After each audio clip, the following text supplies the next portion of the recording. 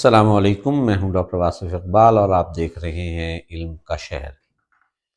इसमें हम अज़ीज़ तलबा सेकंड ईयर का चैप्टर नंबर 4 पढ़ रहे हैं, जिसकी हमने 4.1 एक्सरसाइज मुकम्मल की, 4.2 एक्सरसाइज मुकम्मल की, 4.3 एक्सरसाइज में हम चल रहे हैं।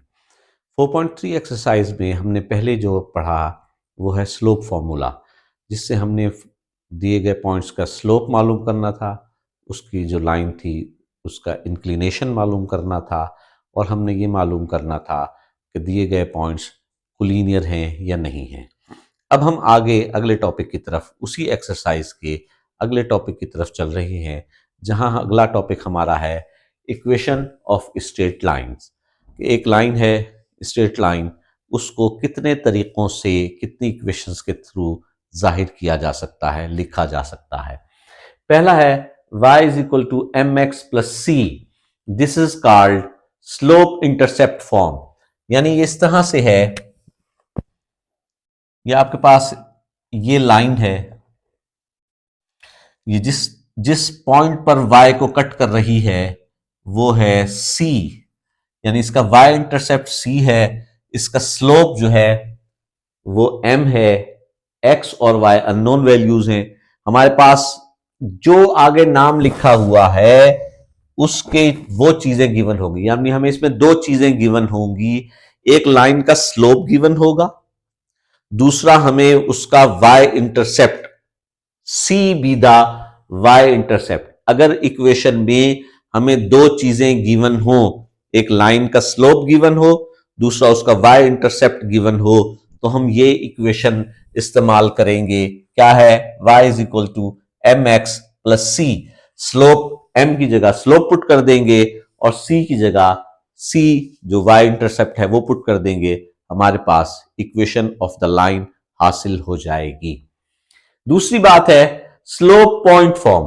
अब हमारे पास इंटरसेप्ट गिवन नहीं है, बल्कि लाइन का स्लोप मौजूद है और उस लाइन पर मौजूद कोई पॉइंट मौजूद है। हमारे पास एक पॉइंट गिवन है और लाइन का स्लोप मौजूद है। हम उस पॉइंट और स्लोप से, जैसे मैंने पहले बताया कि जो चीज आपको नाम में गिवन होगी वो मौजूद होगी, उसके लिहाज से हम इक्वेशन। अब हमारे पास स्लोप मौजूद है, लाइन का पॉइंट मौजूद है। एक स्लोप क्या है? m, और पॉइंट क्या है? x1 और y1। जो गिवन वैल्यूज हैं वो x1 और y1 है, तो x1 और y1 की वैल्यूज यहां पुट कर देंगे और m की वैल्यू पुट करेंगे। हमारे पास इक्वेशन हासिल हो जाएगी और ये इक्वेशन कहलाती है स्लोप पॉइंट फॉर्म। ये कब लगेगी, कब इस्तेमाल होगी? कि जब हमारे पास उस इक्वेशन की स्लोप मौजूद हो और उस इक्वेशन का एक पॉइंट मौजूद है। ये दो चीजें। ऊपर वाली इक्वेशन कब लगी थी? कि जब उसका स्लोप मौजूद हो और उसका y इंटरसेप्ट मौजूद हो, तब हम स्लोप इंटरसेप्ट की इक्वेशन लगाएंगे। अगर स्लोप मौजूद है और पॉइंट मौजूद है तो हम स्लोप पॉइंट की फॉर्मूला लगाएंगे। सिमेट्रिक फॉर्म, हमारे पास angle alpha be the inclination. Alpha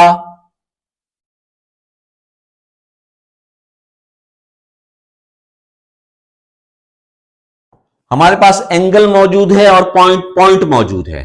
हमारे पास स्लोप भी मौजूद है। वैसे तो हम अगर एंगल मौजूद है उसका tan निकाल लेंगे तो स्लोप आ जाएगी, हम स्लोप पॉइंट वाली भी लगा सकते हैं। अगर हम उसका स्लोप पॉइंट इस्तेमाल ना करना चाहें तो सिमेट्रिक फॉर्म क्या होगी कि पॉइंट होगा x1 और y1 और एंगल दिया होगा, उस एंगल से हम साइन अल्फा और कॉस अल्फा की वैल्यू निकालकर इस इक्वेशन में पुट कर देंगे, तो हमारे पास इक्वेशन ऑफ द लाइन हासिल हो जाएगी। चौथी फॉर्म यह है कि जब गिवन इक्वेशन के सिर्फ दो पॉइंट गिवन हो, P1 x1 y1 और P2 x2 y2, दो पॉइंट गिवन हो और कहा जाए कि find the equation of the line, तो फिर कौन सी इक्वेशन लगनी है? Two point form. इसमें हमारे पास x1 y1 और x2 y2 ये गिवन होंगे। x y हमारे पास अननोन वैसे ही रहेगा। x1 और y1 और x2 और y2 की वैल्यूज इसमें पुट करके हम इक्वेशन हासिल कर लेंगे। Two intercept form. Two intercept form का मतलब है कि इक्वेशन जो है वो एक्स एक्सिस और वाई एक्सिस को दोनों को कट कर रही है। एक्स एक्सिस को जिस जगह कट कर रही है वो है ए और वाई एक्सिस को जिस जगह कट कर रही है वो है बी, यानी अब इसके दोनों इंटरसेप्ट हमारे पास गिवन है, ए और B, A be the X intercept and B be the Y intercept. अगर हमारे पास सिर्फ ये बात, दो इंटरसेप्ट दिए हुए होंगे, एक एक्स इंटरसेप्ट और एक वाई इंटरसेप्ट, एक्स और वाई इंटरसेप्ट को हम इस इक्वेशन में पुट कर देंगे, हमारे पास इक्वेशन ऑफ द लाइन हासिल हो जाएगी। ये इक्वेशन किस वक्त लगाएंगे, जब हमारे पास दो इंटरसेप्ट्स, एक्स इंटरसेप्ट भी और वाई इंटरसेप्ट भी दोनों गिवन होंगे। तीसरी इक्वेशन है नॉर्मल इक्वेशन, इसको हम देखते हैं। This equation is called the normal equation, normal form. ये नॉर्मल फॉर्म क्या है, ये इक्वेशन दी हुई है हमें यहां से ओरिजिन से इस इक्वेशन का परपेंडिकुलर डिस्टेंस, हमारे पास यहां से यहां तक का ये परपेंडिकुलर डिस्टेंस P मौजूद है और ये एंगल मौजूद है। ये पॉइंट्स इंटरसेप्ट्स नहीं दिए हुए, हमारे पास परपेंडिकुलर डिस्टेंस P मौजूद है, P be the perpendicular distance.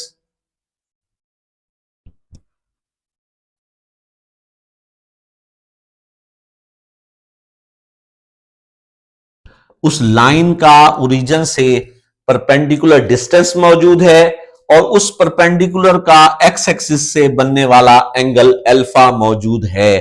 तो हम फिर कौन सी इक्वेशन इस्तेमाल करेंगे, नॉर्मल फॉर्म, कि यहां उस अल्फा से हम साइन अल्फा और कॉस अल्फा की वैल्यू निकालेंगे और P जो परपेंडिकुलर डिस्टेंस हमारे पास गिवन होगा वो यहां पुट कर देंगे। तो this equation is called the equation of straight line in normal form.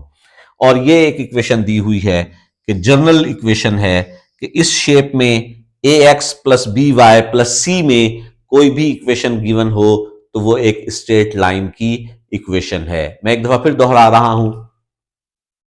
पहली इक्वेशन है स्लोप इंटरसेप्ट फॉर्म। ये कब इस्तेमाल होगी, कि जब दो बातें हमारे पास होंगी, एक स्लोप होगा लाइन का और एक उसका वाई इंटरसेप्ट। बार बार कह रहा हूं मैं, see b the Y intercept, non x intercept नहीं है, ये वाई इंटरसेप्ट हो और स्लोप हो, तो हम क्या करेंगे, ये वाली इक्वेशन लगा देंगे। हमारे पास स्लोप है और पॉइंट है, इक्वेशन जो हमें मालूम करनी है उस इक्वेशन का स्लोप गिवन है और उस इक्वेशन का कोई एक पॉइंट गिवन है। अगर स्लोप और पॉइंट गिवन है तो फिर ये वाली इक्वेशन हासिल कर देंगे। अगर स्लोप और पॉइंट भी गिवन नहीं है बल्कि उसका इंक्लिनेशन यानी एंगल मौजूद है और एक पॉइंट मौजूद है तो फिर ये सिमेट्रिक फॉर्म की इक्वेशन लगा देंगे। और अगर स्लोप वगैरह इंक्लिनेशन कोई भी मौजूद नहीं है, जस्ट लाइन के दो point P1 P2, P1 X1 Y1, P2 X2 Y2, ये दो पॉइंट अगर हमारे पास गिवन है तो फिर हम कौन सी इक्वेशन लगाएंगे, टू पॉइंट फॉर्म इक्वेशन लगा देंगे। और अगर हमारे पास टू इंटरसेप्ट्स, एक्स इंटरसेप्ट दिया हुआ है, एक्स का पॉइंट नहीं दिया हुआ, बताया है कि एक्स एक्सिस, ये लाइन एक्स एक्सिस पर इस इंटरसेप्ट पर कट कर रही है और वाई इंटरसेप्ट भी दिया हुआ है, दोनों इंटरसेप्ट दिए हुए हैं। ऊपर पहली वाली लाइन में आपको सिर्फ एक इंटरसेप्ट दिया हुआ था, वाई इंटरसेप्ट। यहां अगर दोनों इंटरसेप्ट गिवन हो, एक्स भी और वाई भी, तो फिर ये two intercept form x over a y over b is equal to 1। A क्या है, एक्स इंटरसेप्ट, बी क्या है, वाई इंटरसेप्ट। इस पे हम इक्वेशन पुट कर देंगे, इक्वेशन ऑफ लाइन हासिल हो जाएगी। और ये छठी इक्वेशन थी नॉर्मल फॉर्म, कि हमारे पास इक्वेशन मौजूद है, उसका कोई पॉइंट मौजूद नहीं है, हमें सिर्फ ये पता है कि इस इक्वेशन का ओरिजिन से परपेंडिकुलर डिस्टेंस, नॉर्मल या परपेंडिकुलर एक ही बात होती है, नॉर्मल डिस्टेंस जो है P है और वही परपेंडिकुलर एक्स एक्सिस के साथ जो एंगल बना रहा है वो अल्फा है। यानी दो बातें गिवन होंगी, लाइन का परपेंडिकुलर डिस्टेंस मौजूद होगा ओरिजिन से और वो परपेंडिकुलर जो एक्स एक्सिस के साथ एंगल बना रहा होगा अल्फा, वो मौजूद होगा। उन दो वैल्यूज को हम इसमें पुट करेंगे तो ये इक्वेशन ऑफ द लाइन हासिल हो जाएगी इन नॉर्मल फॉर्म। और एक जनरल फॉर्म है कि हर वो इक्वेशन जो इस शेप की होगी, a x plus b y plus c is equal to 0, this is called the general form of a linear equation of a straight line. उम्मीद है कि ये सातों की सातों इक्वेशंस आपको समझ में आ गई होंगी और इनको पुट करने का तरीका भी समझाएंगे।